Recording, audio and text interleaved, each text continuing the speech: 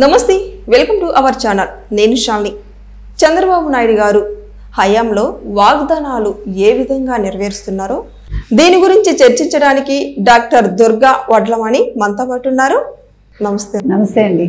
చంద్రబాబు నాయుడు గారు హయాంలో వాగ్దానాలు ఏ విధంగా నెరవేరుస్తున్నారో దీని గురించి మీరు చెప్పండి. ఇప్పుడు మనం గత ప్రభుత్వానికి ఈ ప్రభుత్వానికి ఉండే తేడా అంటే చిన్న చిన్న విషయాల్లోనే బయటపడుతుంది. ఇప్పుడు మొన్నంత వరదలు వచ్చాయండి. చంద్రబాబు నాయుడు గారు 10 రోజులు వరదల్లో పడి తిరిగి ఆయన ఎలా కష్టపడ్డారో అందరూ చూశారు. అంత కష్టపడి అంత చేసి అంత విరాళాలు పోగు చేసి అంతమందికి సహాయం చేశారు. వేరే జగన్మోహన్ రెడ్డి ఓ రోజు వచ్చాడు, బురదలో దిగాడు, ఫోటోలు తీసుకున్నాడు, ₹1 కోటి సాయం అన్నాడు, మళ్ళీ కమిటీతో చర్చించి ఎవరికి ఇవ్వాలో చెప్తా అన్నాడు. మరి ఎవరికి ఇచ్చాడో ఆ దేవుడికి తెలియాలి. అంటే కమిటీ ఇవ్వద్దందేమో మనకు తెలియదు. అయితే నిన్నను చంద్రబాబు నాయుడు గారు మనకు తెలుసు ఎక్కడికి వెళ్ళారు, కర్నూలు వెళ్ళారు. అక్కడ పత్తికొండ మండలం పుచ్చకాయల మండ అనే ఊర్లో తలారి గంగమ్మ అనేవాడిని కలిశారు.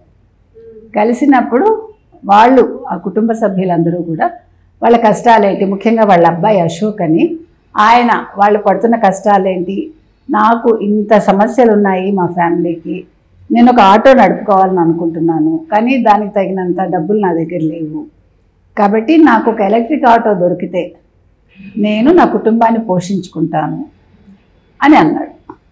అంటే ఇక్కడ మనం తీసుకోవాల్సింది ఏంటంటే నేను కష్టపడతాను అని ఆ పిల్లాడు అన్నాడు. కాబట్టి చంద్రబాబు నాయుడు గారికి ఎలాంటివి ఇష్టం, కష్టపడతాను ఎవరన్నా అంటే వాళ్ళకి తగిన సహాయం చేస్తారు ఆయన. అదేవిధంగా నేను ఇగో ఇది చదువుకుంటాను లేదా ఈ విధంగా చేస్తాను అని ఒక మంచి ఏమనాలి ఆలోచనతో ముందుకు వస్తే ఆయన తప్పకుండా చేయూతిస్తారు. కాబట్టి వెంటనే ఏం జరిగిందండి, ఇవాళ చెప్పారు, ఇవాళ మాట ఇచ్చారు. 24 గంటల్లోపు అతని ఇంటి ముందు 3,80,000 ఖరీదైన ఎలక్ట్రిక్ ఆటో వాళ్ళ ఇంటి ముందు నిలబడింది. ఆ కలెక్టర్ ఎవరైతే ఉన్నారో భాషా గారు, ఆయన తర్వాత అక్కడ లోకల్ ఎమ్మెల్యే శ్యాంబాబు వెళ్ళి వాళ్ళకి అందజేశారు. సో వాళ్ళు చాలా ఆనందపడ్డారు. ఎందుకంటే ఇవాళ నోట్లోంచి మాట వచ్చింది, రేపు అక్కడ ఆటో వచ్చింది. అంటే జగన్మోహన్ రెడ్డికి చంద్రబాబు నాయుడు గారికి ఉండే డిఫరెన్స్ మనం చెప్తున్నాం. ఎందుకంటే జగన్మోహన్ రెడ్డి 5 ఏళ్ల పాలనలో ఇంటికి ఏమొచ్చేవండి, తాకీదులు వచ్చేవి, అంటే నోటీసులు వచ్చేవి. లేదు మనుషులు వచ్చి కొట్టడమో చంపటమో లేకపోతే మన ఆస్తులు ధ్వంసం చేయటమో లేకపోతే అన్యాయంగా కిడ్నాప్ చేసి తీసుకెళ్ళిపోవటమో ఇవి జరిగేవి ఎక్కువ శాతం. ఓకే, మీకు తెలుసో లేదో 41A నోటీసు ఇచ్చేసి ఇవ్వకుండా కూడా తీసుకెళ్ళి వాళ్ళని 0 డిగ్రీ ప్రయోగించడం అంటారు, అవన్నీ చేసి రఘురామకృష్ణరాజు గారికే తప్పలేదు. ఎందుకు చెప్తున్నామంటే జగన్మోహన్ రెడ్డి పథకాలు ఇచ్చానన్నాడు, 2 బటన్లు నొక్కాడు, పథకాలు ఏవో ఇచ్చాడు కొంతమందికి, అయిపోయింది. ఈయన అలా కాదు, పథకాలు ప్రకటించారు, సూపర్ 6 ఇస్తారు, ఇంకా 3 నెలలేగా అయింది. ఈ నెలాఖరికే దీపావళి నుంచి 3 సిలిండర్లు ఇస్తారు, ఆ తర్వాత ఉచిత బస్సు అన్నారు, ఒక్కొక్కటి అన్నీ ఇంప్లిమెంట్ చేస్తారు.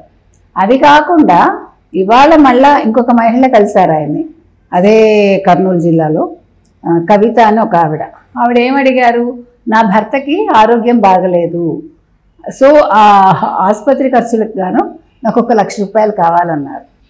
తెల్లారేసరికి మళ్ళీ ఇదే శ్యాంబాబు గారు, ఇదే జిల్లా కలెక్టర్ భాషా గారు వెళ్ళి ₹1,00,000 ఇచ్చేశారు. అంటే ప్రజలు ఇప్పుడు ఏం ఆలోచించాలంటేనండి, 5 ఏళ్ళు మనం తప్పు చేశాము ఒక వ్యక్తిని మనం ఎన్నుకుని, సో ఇవాళ చంద్రబాబు నాయుడు గారు వచ్చారు కాబట్టి మనకి మంచి జరుగుతుంది. ఈ 5 ఏళ్ళు చేసిన తప్పిదానికి రాష్ట్రం ఒక 10 ఏళ్ళు వెనక్కి వెళ్ళిపోయింది. కానీ మనం ఇప్పుడు మళ్ళా అలాంటి తప్పు చేయకూడదు. మనకి చంద్రబాబు నాయుడు గారు రావడం వల్ల మనకి మంచి జరుగుతోంది, మన పిల్లలు చదువుకోగలరు, మన పిల్లలకి ఏం కావాలన్నా చంద్రబాబు నాయుడు గారు ఒక ఇంటి పెద్దగా మనకి చేస్తారు అనే ఒక భరోసా వాళ్ళకి వచ్చింది. ఇదే కాకుండా ఆయన పెన్షన్లు ఇస్తున్నారు, ₹1,000 పెంచి 4,000 పెన్షన్లు చెప్పిన రోజు నుంచి ఇచ్చారు.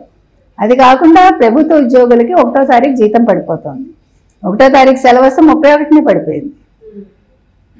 సో ఒక్కొక్క హామీ నెరవేర్చుకుంటూ వస్తున్నారు.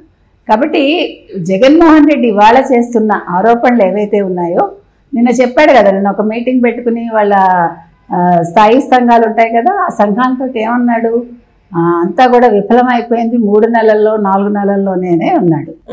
4 నెలల్లో రాష్ట్రం ఏదైనా అభివృద్ధి చెందగలదా అండి? ఇంతకంట ఎన్ని వస్తున్నాయి ఇప్పుడు సంస్థలు.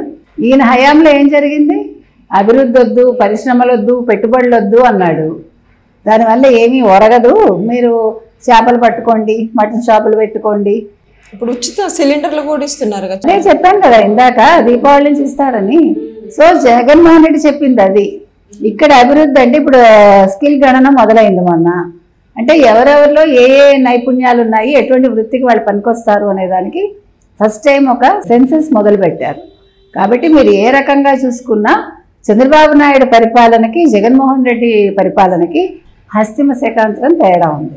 కాబట్టి జగన్మోహన్ రెడ్డి ఏమీ జరగలేదు, విఫలమయ్యారు, మీరందరూ కూడా చాలా ముఖ్యం నాకు, మహిళలు, తర్వాత రైతులు, యువత మీరందరూ ముందుకు రావాలి, కథలు రావాలి, పిలిచినప్పుడల్లా రావాలి అంటే నీ అవసరానికి వాళ్ళు వస్తారు. 5 ఏళ్ళు ఎవరిని పట్టించుకోకుండా ఇప్పుడు నీ అవసరం వచ్చింది, మళ్ళీ నెక్స్ట్ 29 నాదే, ఏంటి నీది, ఇలాగ నువ్వు జైలుకి వెళ్లకుండా ఉంటే అప్పుడు ఆలోచిద్దాం. Thank you.